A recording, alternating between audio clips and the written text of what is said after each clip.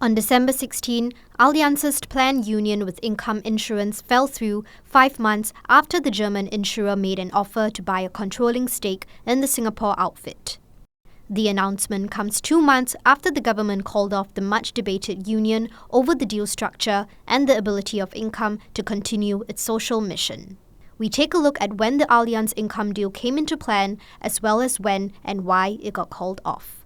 In July, Allianz made an offer to buy a controlling stake of at least 51% in Income in a deal that was valued at $2.2 billion.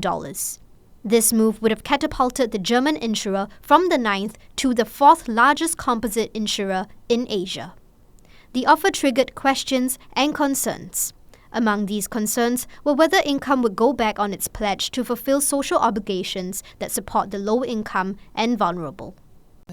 In August, Minister of State for Culture, Community and Youth Alvin Tan addressed the issue of whether Income can fulfill its mission of providing affordable insurance plans to Singaporeans during a debate in Parliament. As I've explained, we need to first appreciate that Income today operates in a very different competitive and regulatory environment.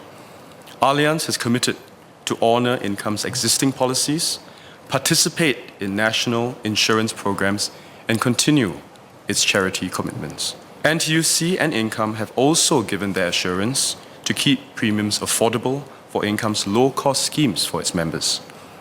However, just 2 months later, on October 14, Minister for Culture, Community and Youth and Second Minister for Law Edwin Tong called off the deal in a ministerial statement in Parliament. The government has assessed the proposed transaction and has decided that it would not be in the public interest for the transaction in its current form to proceed. A key reason why the deal was blocked was that Allianz had proposed a capital extraction exercise. This would entail Income returning $1.85 billion in cash to shareholders within 3 years after the deal is completed. Taken together with the proposed capital extraction and the lack of structural protections in the deal to ensure the continuation of Income's social mission, cumulatively, they pose a risk that MCCY judges not to be acceptable.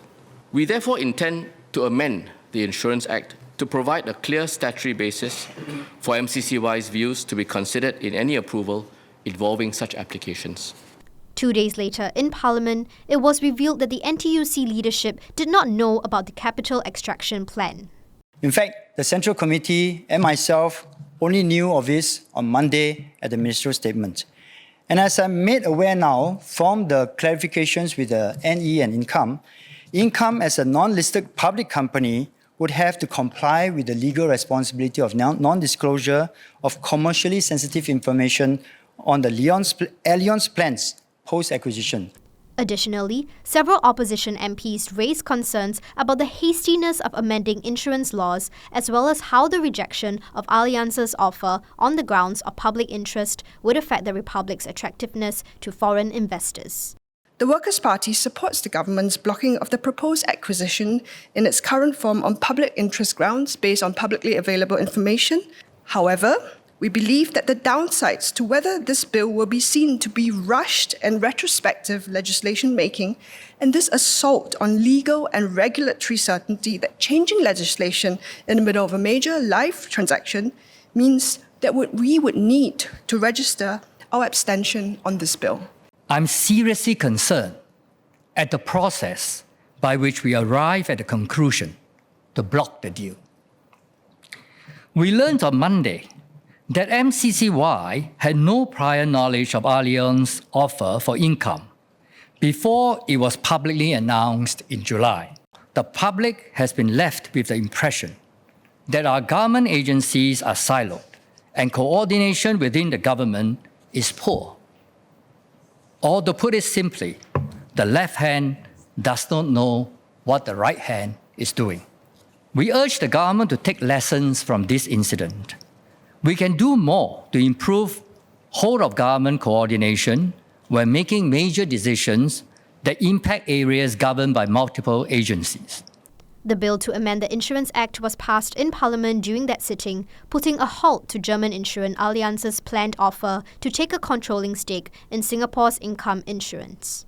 The government has determined that this proposed transaction cannot proceed in its current form. However, we remain supportive of NE's and Income's efforts to look for a strong partner, including with Allianz or another entity, to strengthen Income's capital base and market position. The government recognizes and agrees that Income must do well before it is able to continue doing good on a sustained basis.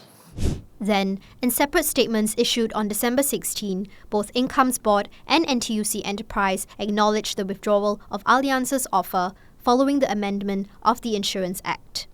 Income said it would continue to explore options that would allow the 16,000 or so minority shareholders to exit.